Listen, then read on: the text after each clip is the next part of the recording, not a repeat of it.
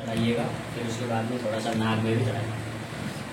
जो चढ़ेगा वो सब नाक में नमः पयः विद्यां पयो गदे पयो दिव्यांतरिक्षे पयो धाः पयस्पतिः प्रतिशः सन्तु मह्यम् श्री भगवते उमामहेश्वरदामोदरा शिवाय नमः।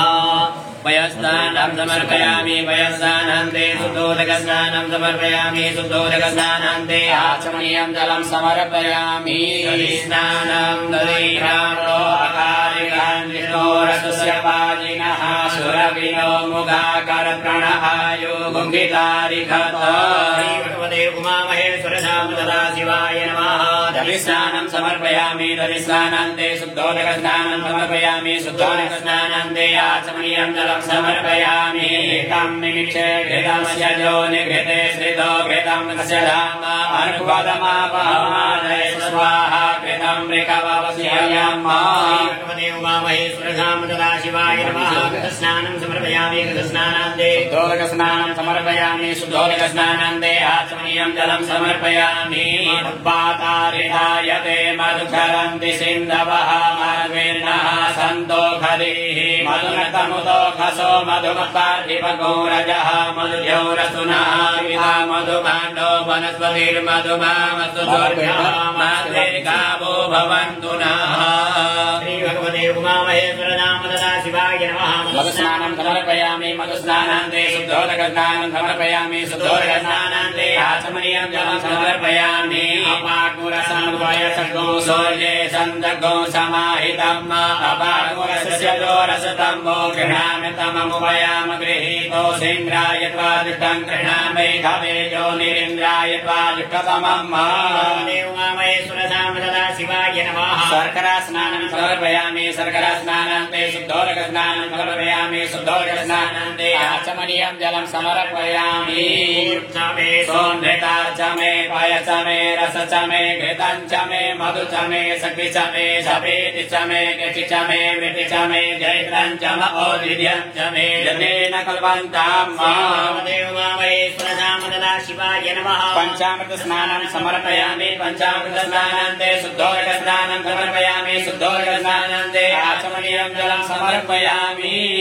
विचन्दनो कवधिनो विसर्यो बाणभामुदाने सन्न्यस्य जायिकव आभुरस्य निखङ्गलिः। भगवते सदाशिवाय नमः। विजयोदकस्नानं समर्पयामि विजयोदकस्नानान्ते शुद्धोदकस्नानं समर्पयामि शुद्धोदकस्नानान्ते आचमनीयं जलं समर्पयामि। योनिमवच पृथिवीमग्ने सर्गो सृज्यमान् विद्वान् ज्योतिर्गमान् पुनरासदः।